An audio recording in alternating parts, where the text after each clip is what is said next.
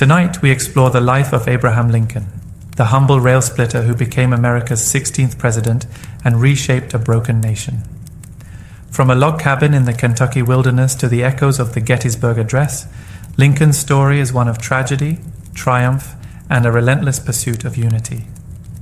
So before you get comfortable, as always, take a moment to like the video and subscribe to the channel, but only if you enjoy this kind of calm, reflective storytelling. Also, let us know where you're watching from and what time it is for you. Sometimes these stories are so engaging, we forget they're meant to help us unwind. Now, it's time to dim the lights, turn on a fan for some quiet background noise, and let's cover what we have for tonight, together. It all began in the quiet hills of Kentucky. On February 12, 1809, in a one-room log cabin near the small town of Hodgenville, a child was born into poverty. His name was Abraham Lincoln. He would grow up to lead a nation, but that future felt impossibly far away as he took his first breaths on the cold, dirt floor of a frontier home. His family was poor, so poor that even candles were a luxury. His father, Thomas Lincoln, was a wandering carpenter and farmer, a stern man who worked with his hands and believed in hard labor. His mother, Nancy Hanks Lincoln, was gentle, warm, and deeply spiritual. From her, Abraham inherited a sense of quiet reflection that would stay with him for the rest of his life. The Lincolns moved often, chasing land and opportunity, first in Kentucky, then across the Ohio River into Indiana. The land was rough, life was harder. They cleared fields by hand, planted crops, built fences, and tried to survive each winter with just enough to eat. And then, when Abraham was just 9 years old, tragedy struck. His mother fell ill with milk sickness, a deadly disease caused by drinking the milk of cows that had eaten a poisonous plant. She died quickly, and the loss shook the family to its core.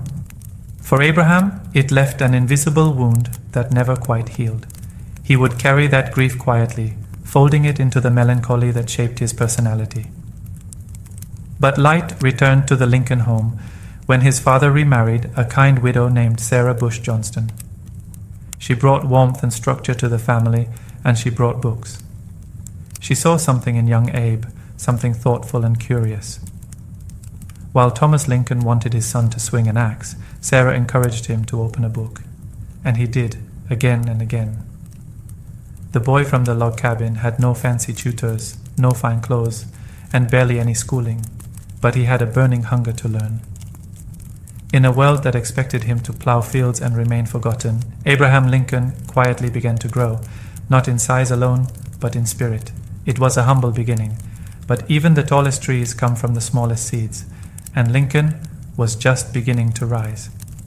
Abraham Lincoln grew up surrounded by silence, deep forests, long winters, and the slow rhythm of frontier life.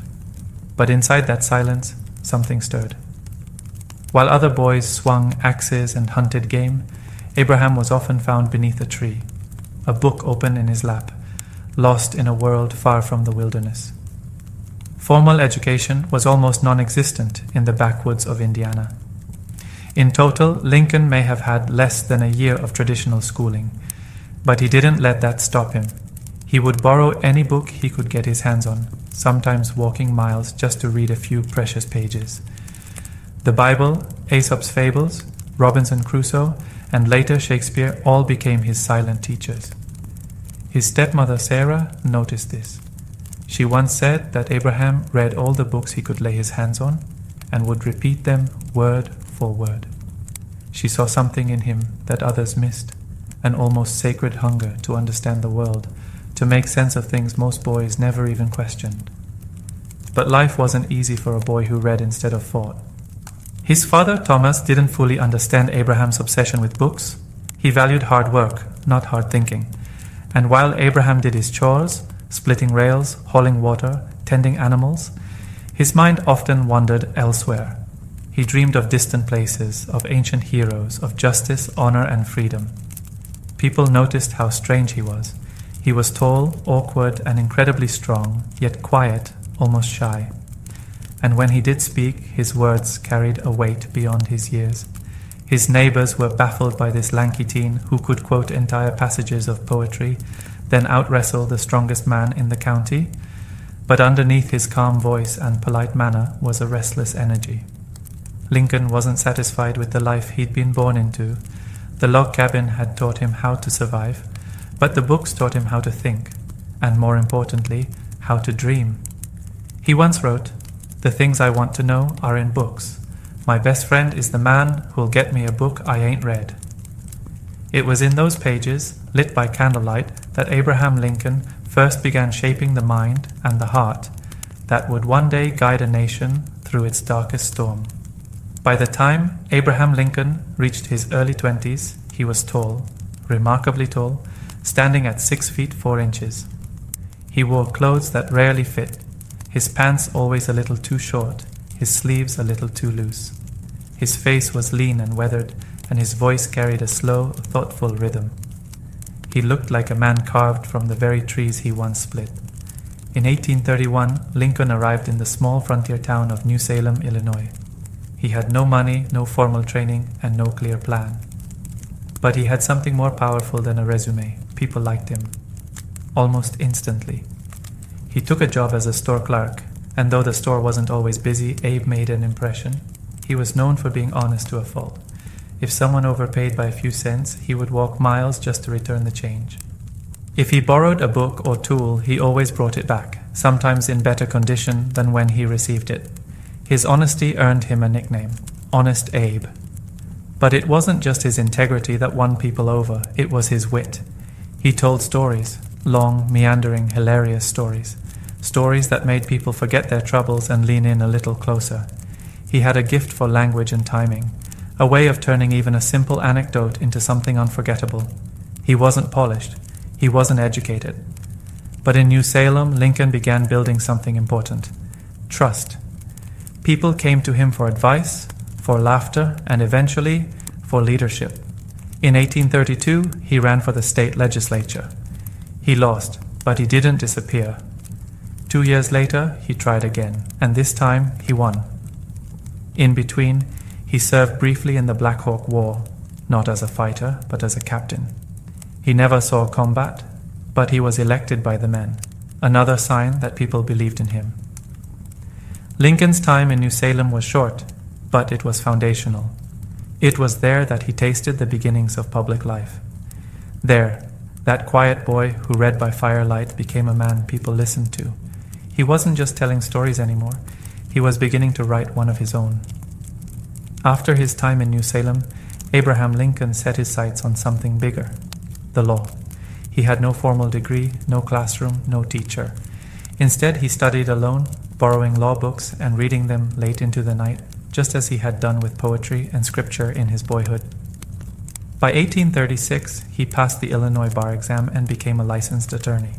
Springfield, Illinois became his new home, a growing town full of energy, politics, and ambition.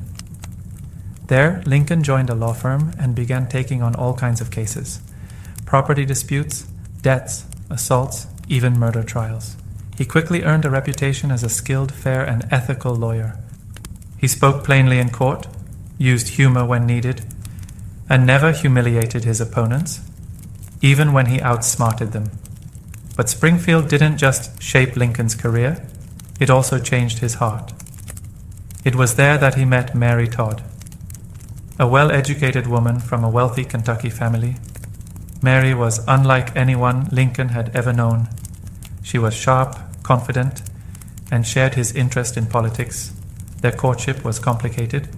They were engaged, then separated, then reconciled again. Some of Lincoln's friends said he wasn't sure if he was good enough for her. Others believed he feared he couldn't give her the life she deserved. Still, on November 4th, 1842, they married. Their union was passionate and stormy. Mary had a fiery temper and suffered from emotional instability. Lincoln, calm but often distant, struggled with melancholy. They loved each other deeply, but lived through many difficult seasons together. They had 4 sons, Robert, Edward, William, and Thomas, though heartbreak would touch the family again. Edward died at just 4 years old. Willie, perhaps Lincoln's favorite, died of illness in the White House at age 11. Only Robert would live into adulthood.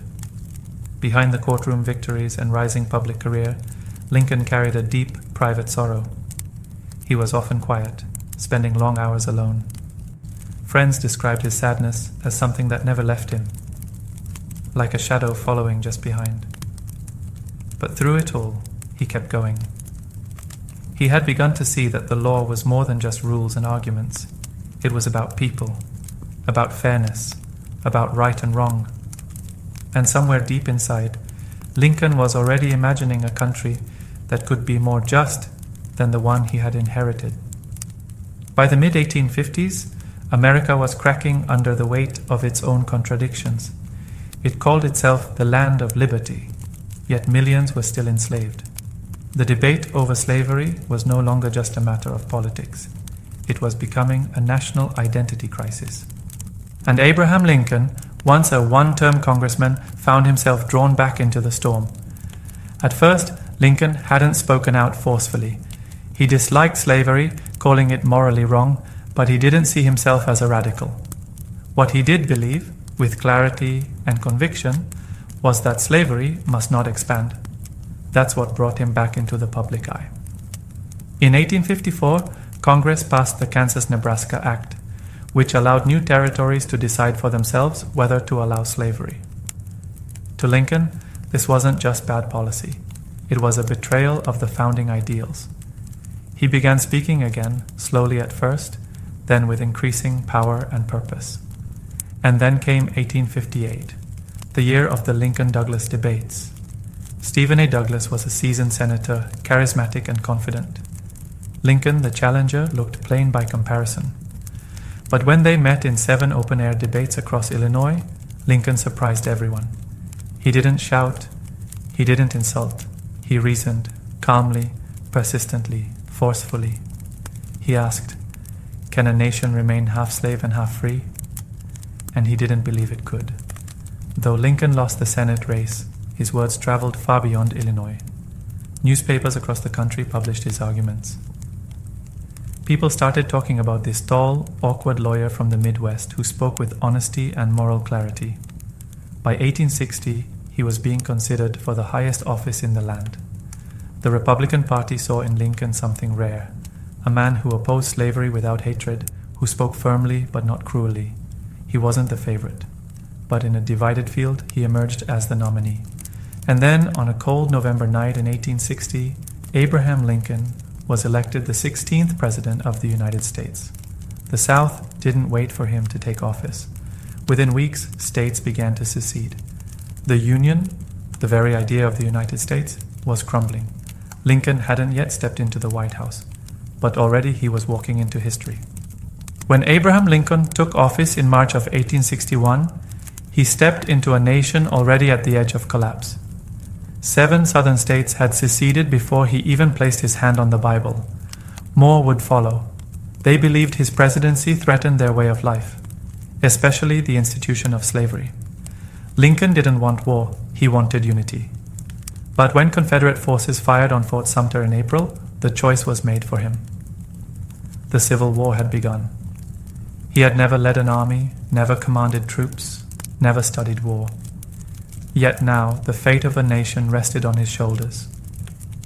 He read military books at night, consulted generals by day, and made difficult decisions, often alone and often with heavy doubts.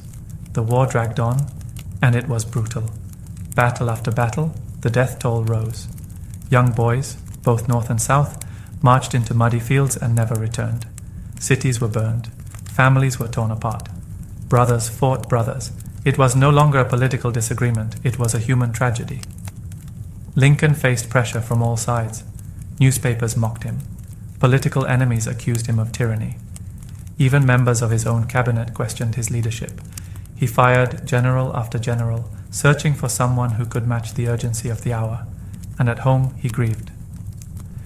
In 1862, his beloved son Willie died from typhoid fever inside the White House. Lincoln, already prone to sadness, was devastated. He shut himself away, sometimes visiting Willie's grave late at night. But still, he carried on. In the middle of this chaos, he made one of the boldest moves in American history. On January 1st, 1863, Lincoln issued the Emancipation Proclamation. It declared that all enslaved people in Confederate-held territory were now free. It didn't end slavery overnight, but it changed the war. It turned the fight into a moral battle, not just to save the Union, but to redefine it. Lincoln once said, "If slavery is not wrong, nothing is wrong." And with that document, he put the full weight of the presidency behind that belief. He didn't just want to win a war, he wanted to win the soul of a country. As the war raged on, Abraham Lincoln understood something deeply. That battles might decide the outcome of a war, but words could shape the soul of a nation. He had always been a man of careful speech, choosing each phrase with patience. But in 1863, standing on a battlefield soaked with blood, he would give a speech that would live forever. The Battle of Gettysburg had been one of the deadliest of the war. Over 50,000 men were killed, wounded, or missing. The town was left scarred, the fields turned into graveyards. In November, months after the battle ended, Lincoln traveled to Gettysburg to dedicate a national cemetery. He wasn't the main speaker. That role belonged to a well-known orator who spoke for over 2 hours. Then Lincoln stood up. He pulled a folded piece of paper from his coat and began to speak. His voice was quiet, and the speech lasted barely 2 minutes. Just 272 words. No grand gestures, no dramatic flourishes. Just clarity, purpose, and poetry. 77 years ago, he began, reaching back to the founding of the nation. He reminded the crowd and the country that this war was not only about preserving the Union, it was about proving that a government of the people, by the people, for the people, shall not perish from the earth. It was a promise, a reminder, a challenge. At first, many were silent. Some didn't know what to make of such a short speech, but over time, those words became something more. They were repeated in classrooms, engraved on monuments, and memorized by generations. In a time of chaos, Lincoln offered simplicity. In a time of hatred, he offered dignity. He didn't speak to crush his enemies. He spoke to lift the living, to give meaning to the fallen. The Gettysburg Address wasn't just a speech. It was a turning point, not of the war, but of national identity. Lincoln redefined what it meant to be American, not just united by borders, but united by ideals.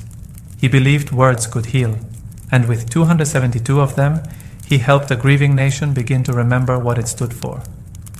By the beginning of 1865, the end of the war was finally in sight. After 4 long, bloody years, the Union armies were closing in on the Confederacy. Cities had fallen, supply lines were collapsing, and with every passing week, the South's resistance began to crumble. But Abraham Lincoln didn't celebrate. He was tired, not just in body, but in soul. The war had aged him. His face was lined, his eyes heavier, his once dark hair now almost entirely gray. Friends and reporters noted how thin he'd become. The burdens of war, death, and national division had carved their weight into his frame. And yet his focus never shifted. Even as victory approached, he thought not about punishment, but about healing. In his second inaugural address, delivered in March 1865, Lincoln spoke not with triumph, but with grace. He didn't gloat. Instead, he offered words of reconciliation. With malice toward none, with charity for all, he said, urging the nation to bind up its wounds and care for those who had suffered on both sides. It was one of his most beautiful speeches, calm, humble, and deeply human. Then, on April 9th, Confederate General Robert E. Lee surrendered to Union General Ulysses S. Grant at Appomattox Courthouse.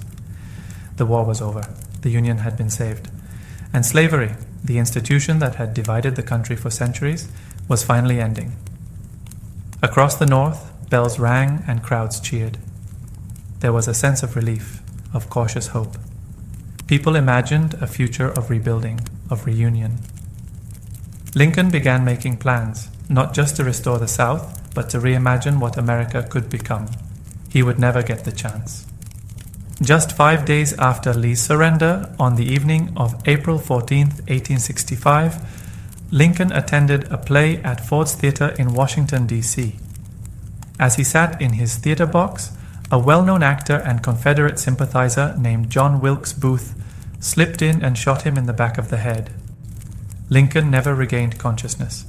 He died the next morning, April 15th, with his wife Mary by his side and the nation in mourning. He had lived to see the war end, but not the peace that followed. When Abraham Lincoln died, the country didn't just lose a president, it lost its compass. News of his death spread like a cold wind across the nation.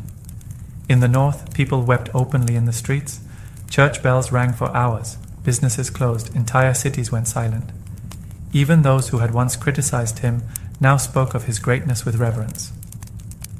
His body was placed in a grand funeral train that journeyed from Washington, D.C., all the way back to his home in Springfield, Illinois. Along the route, thousands lined the tracks, standing in silence as the train passed. Men removed their hats. Women held their children close. It wasn't just mourning. It was a farewell to the man who had held them together during the country's darkest hour. Lincoln was buried in Oak Ridge Cemetery, near the town where he had once walked as a young lawyer. The grave would soon be marked by a towering monument, and later still, his face would be etched in stone at Mount Rushmore and printed on currency. But behind all the marble and myths was a man, a real man, one who battled depression, one who knew grief intimately, one who never believed himself to be extraordinary. And yet, he changed everything. Lincoln didn't live to see the full impact of his work. He never saw the Reconstruction struggles or the long civil rights movement that would come more than a century later. But the seeds he planted, in speeches, in laws, in moral clarity, continued to grow. He reminded America what it should strive to be, not perfect, but better, not divided, but united, not driven by hate or fear, but by compassion, reason, and courage. Today, we remember Lincoln as the great emancipator, the savior of the Union, the man who led with both strength and gentleness. But perhaps what makes him truly great is not just what he did, it's who he was. A boy who read by candlelight, a lawyer who spoke with honesty, a leader who never lost sight of humanity. His life reminds us that greatness doesn't require perfection, only purpose, integrity, and a heart that refuses to turn away from what is right. And in that way, Abraham Lincoln still lives, in the ideals he helped shape, and in the quiet strength he left behind. To many, the word Viking conjures images of wild warriors with axes and horned helmets, storming villages and burning everything in sight. But the truth, as it often is with history, is more complicated and far more interesting. The Vikings weren't a single people or empire. They were Norsemen, seafaring tribes from modern-day Norway, Sweden, and Denmark, living between the late 8th and early 11th centuries. To themselves, they weren't even Vikings. The term Viking was more a verb than a name. To go Viking meant to go on an expedition, sometimes to trade, sometimes to raid. They were farmers, fishermen, blacksmiths, storytellers. They raised goats and wheat. They built wooden halls. They worshipped gods like Odin and Thor, and believed that their fate was woven by unseen hands, the Norns, who watched over every soul. Most Viking men weren't warriors. They were workers, strong, skilled, and deeply connected to the land. But when the harvests failed, when the fjords froze, when opportunity called across the sea, many took up their shields and swords. They weren't driven by bloodlust. They were driven by survival and ambition.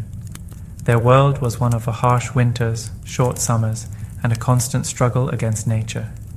But they were adaptable, fiercely so, and their curiosity was endless. They sailed across waters others feared. They explored unknown lands. They mingled with cultures far beyond their own. Some became merchants, sailing down the rivers of Eastern Europe to trade in silk and spices with the Byzantines. Others founded settlements in places as far as Ireland, France, and even Russia.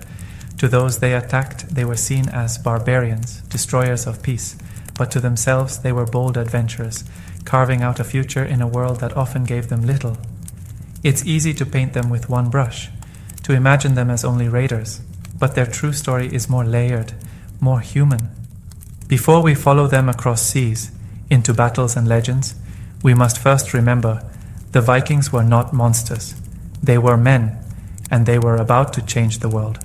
If the Vikings had one unmatched advantage, it was their ships. Long, narrow, and elegant in design, the Viking longship was not just a mode of transport. It was a symbol of freedom, fear, and possibility. Carved from oak and assembled with precision, these vessels were both strong and flexible. The wood planks overlapped like fish scales, held together with iron rivets and sealed with animal hair and tar to keep out the cold, salty sea. Their design allowed the hulls to flex with the waves instead of fighting them, giving the longships incredible stability in rough water. Each one was a marvel of engineering. The average longship could carry 40 to 60 warriors, along with supplies, tools, and weapons. But what made them so feared and so effective wasn't just their size or speed, it was their adaptability. Viking ships could travel across the open ocean and then glide silently up narrow rivers. They could sail in just a meter of water, meaning they could strike deep inland where no one expected them, and they didn't need harbors or docks to land, just a stretch of beach, a shallow bank, or even a rocky shore. In the time it took villagers to spot them, the Vikings were already ashore. At the front of many ships was a carved figurehead, often a dragon or serpent, designed to frighten both enemies and evil spirits. As the ships approached, the sea seemed to churn beneath their prows, their sails full of wind, their crews silent but ready. The sight of a longship on the horizon became the stuff of nightmares across Europe. It meant trouble was coming, fast, unexpected, and ruthless. But not all longships were used for war. Some were merchant vessels, wider and deeper to carry goods. Others were for exploration, sailing west to Iceland, Greenland, and beyond. The longship was more than a machine. It was freedom, a way to escape poverty, seek glory, or find a new home. With their ships, the Vikings weren't bound by borders. The ocean was their road, and every horizon was an invitation. The world first truly noticed the Vikings on a quiet summer day in the year 793. It began on the holy island of Lindisfarne, just off the northeastern coast of England. For years, monks had lived there in peace, copying manuscripts, praying, tending their flocks. It was a sacred place, a place of silence, learning, and devotion. Then came the ships, long, slender, and unfamiliar. They sliced through the sea with terrifying grace. No warning, no negotiations, no chance to prepare. The Vikings came ashore swiftly. Their axes flashed, their shields clashed, and in moments the monastery, once a place of sanctuary, became a scene of chaos. The monks were unarmed. They had no soldiers, no walls, no idea what was coming. Some were killed, others taken as slaves. The church was plundered. Gold, silver, and holy relics were carried away. It was not just a robbery, it was a shock. The people of Christian Europe believed their holy sites were protected by divine power. But here were these strange men from the north, gods of thunder on their lips, not Christ. News of the raid spread quickly. It was written in fear and disbelief. The wrath of the Northmen, one chronicler wrote, is upon us. To the English, the Vikings seemed like demons, merciless, bloodthirsty, and godless. But to the Vikings, it was something else entirely. They saw wealth, unguarded and plentiful, and they took it. Lindisfarne was only the beginning. Over the next few decades, Viking raids became more frequent, not just in England, but across Ireland, Scotland, and the coasts of France. They struck monasteries, ports, and villages always quickly, often before anyone could react. They didn't come to destroy for destruction's sake. They came for silver, spices, livestock, and slaves, to survive, to gain. And yes, sometimes, to prove their courage. To a Viking warrior, a successful raid meant honor, a share of treasure, a name that would be sung around firelit halls. But these early raids sparked something bigger. They changed how the world saw the North, and they marked the beginning of an age when no coast was ever truly safe again. Though history often remembers Vikings as brutal raiders, that's only one part of the story. Not long after the first waves of raids swept across the coasts of Europe, something curious happened. The Vikings didn't always leave. They stayed, they built, they became settlers. In Ireland, towns like Dublin and Wexford began as Viking outposts. Simple camps where raiders could rest, repair their ships, and prepare for the next strike. But over time, these camps grew. Markets appeared. Homes were built. Families formed. The raiders had become residents. It happened again and again. In northern England, the Vikings carved out a territory called the Danelaw, land under Norse control, where Viking law was enforced instead of English rule. In Scotland, the Orkney and Shetland Islands became Norse strongholds. Even in modern-day Russia, Vikings, known there as the Rus, navigated the rivers and began ruling over Slavic towns, founding trade centers that would one day become cities like Kiev. But one of the most important shifts happened in France.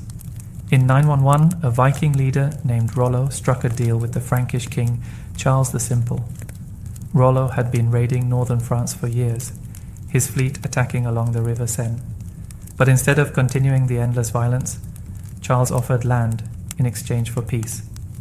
Rollo accepted, and the region became known as Normandy, the land of the Northmen.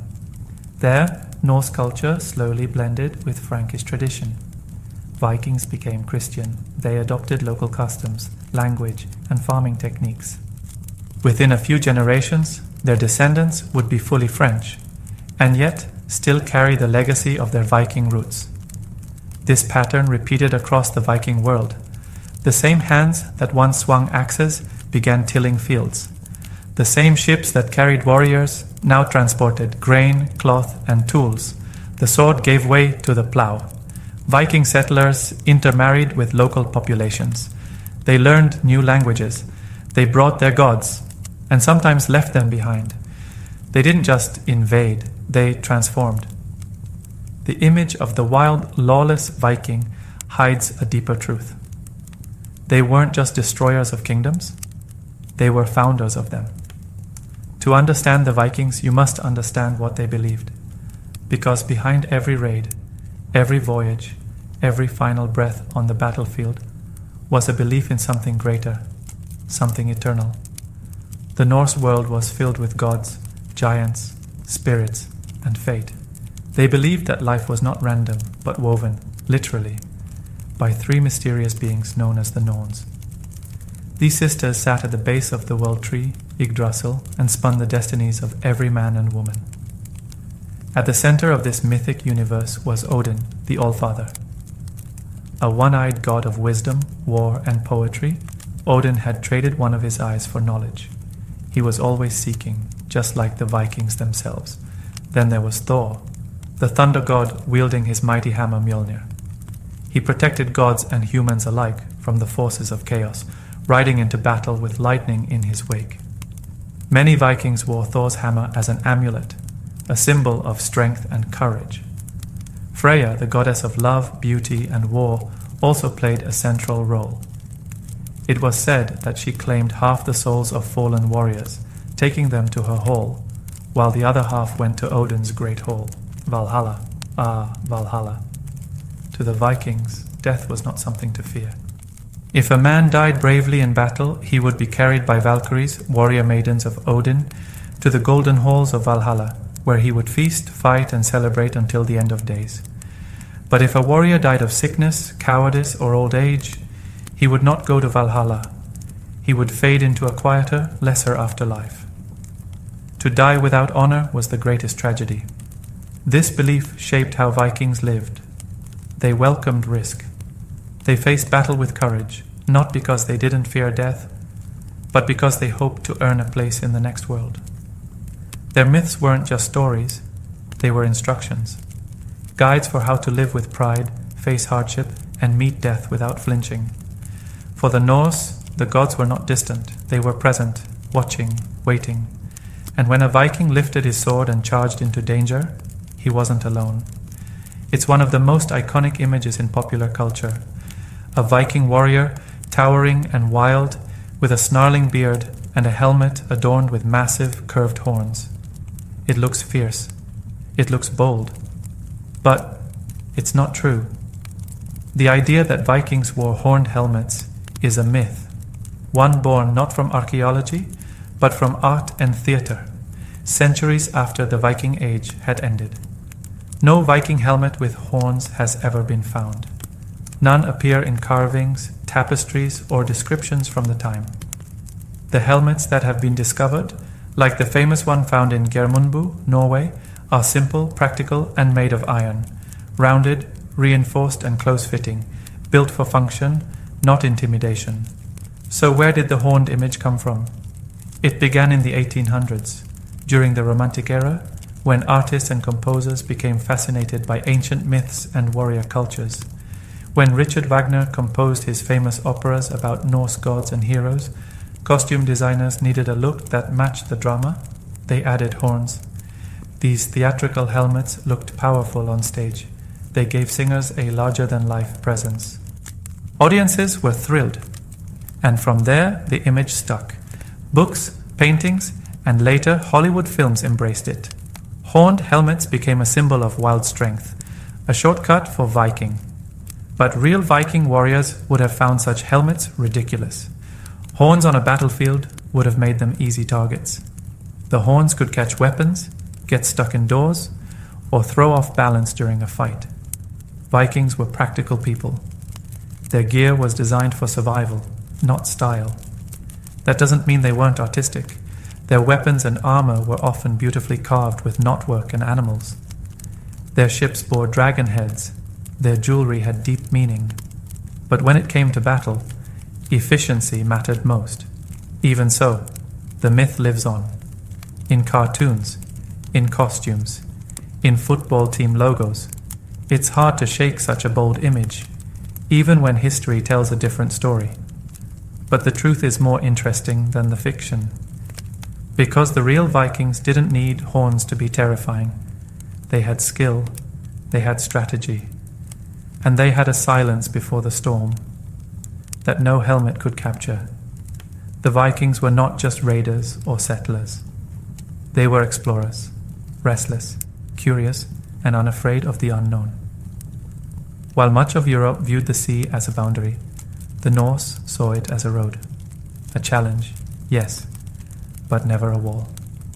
Driven by overpopulation, limited farmland, and the promise of riches, Viking explorers pushed beyond the known edges of the map. Their longships, fast, light, and maneuverable, made it possible to go where no one else dared. First, they sailed west to the British Isles, then farther to the wild coast of Ireland and the rocky shores of Scotland. Soon, they discovered the windswept Faroe Islands, and then a great mist-covered land, Iceland. In the late 9th century, Norse families began settling in Iceland. There they built farms, established a parliament, and wrote sagas, stories of gods, ghosts, and heroic voyages. But even Iceland wasn't far enough.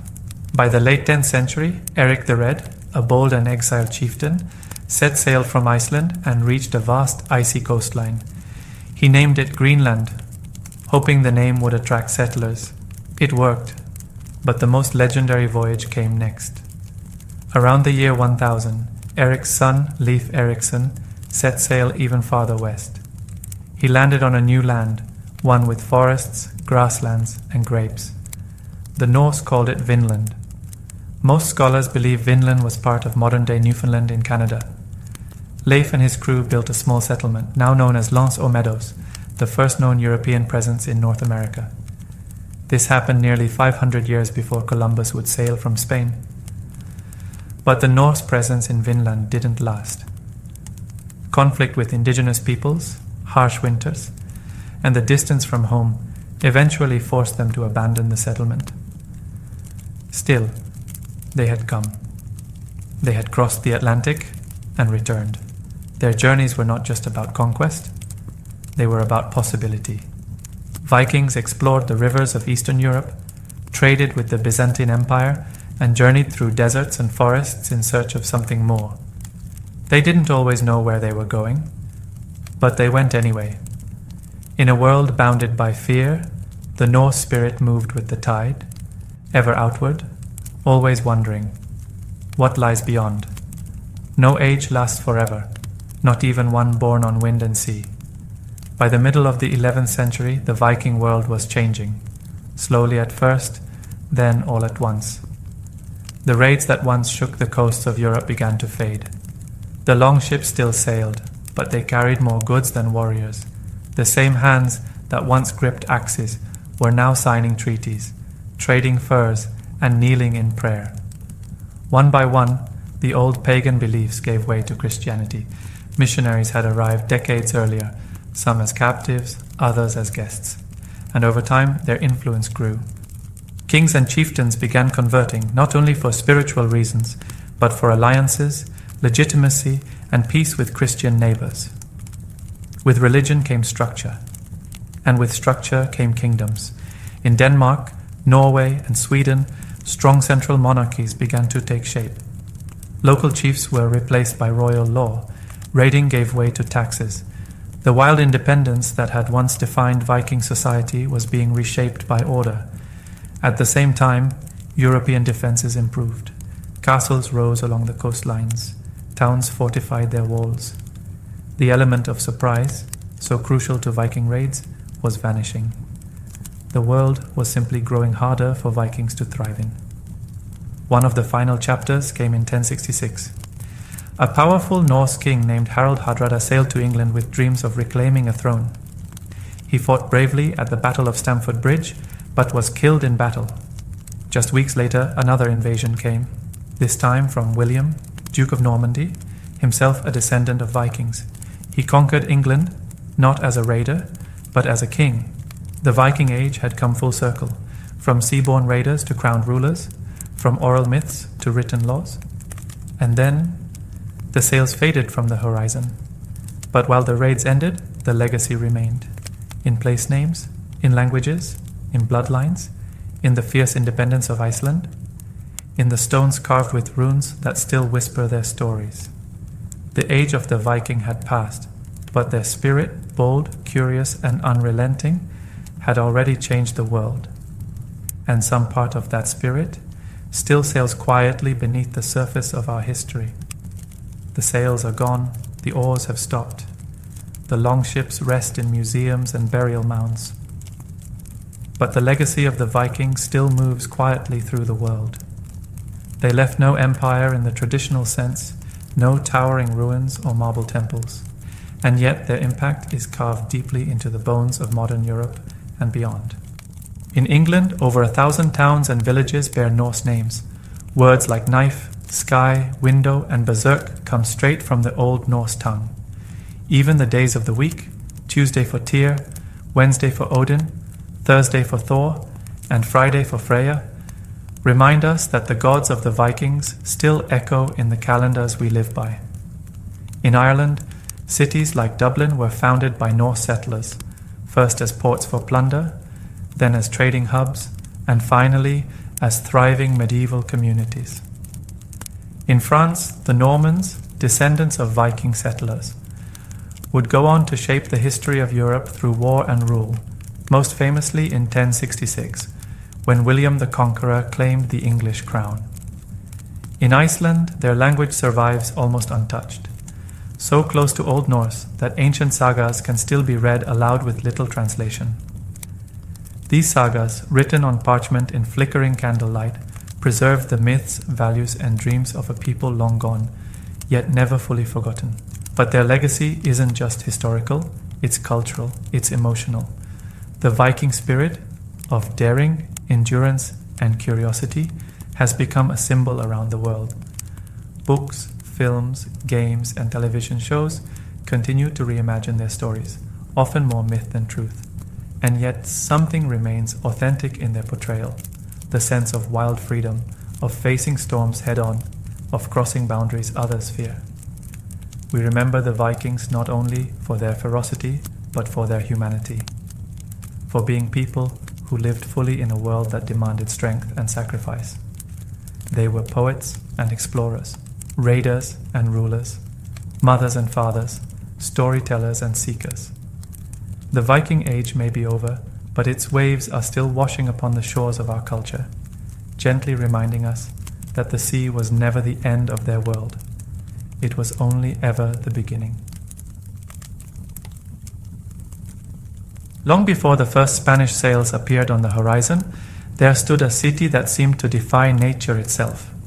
Tenochtitlan, the capital of the Aztec Empire, rose from the waters of Lake Texcoco like a dream. A place of stone and symmetry, built on islands and connected by great causeways, it was unlike anything the Europeans had ever imagined.